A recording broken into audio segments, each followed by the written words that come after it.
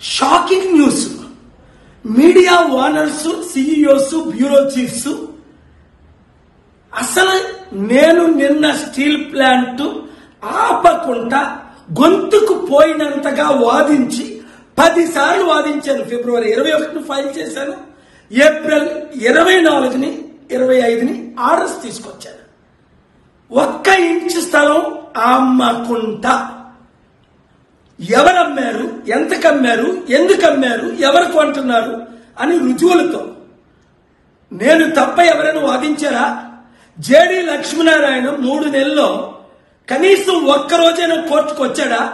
ఆయనలాగే అనేక మంది ఫైల్ చేశారు. కనీసం ఆయన మ్యాటర్ లిస్టేనే అయిందా?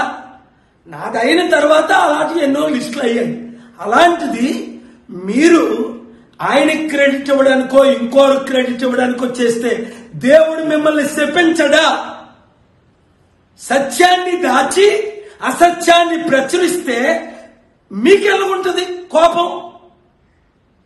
ఇంత కష్టపడి గవర్నమెంట్ ని స్టీల్ ప్లాంట్ అమ్మకుంటే ఆర్డర్ తెచ్చింది ఏకైక వ్యక్తిని. 2 నెలలు కష్టపడ్డాను. 10 రోజులు ఆర్గ్యుమెంట్ చేశాను. 30-40 రోజులు ప్రిపేర్ చేశాను. కోర్టు చుట్టూ రాత్రి పగలు తిరిగాను.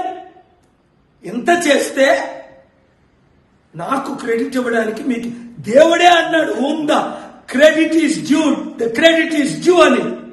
ఇంకా ఎవరికో క్రెడిట్ ఇస్తే మీ కుటుంబాలు సర్వనాశనం అవ్వకపోతే నా పేరుకే పాలు కాదు, మిమ్మల్ని కూడా విడిచిపెట్టను.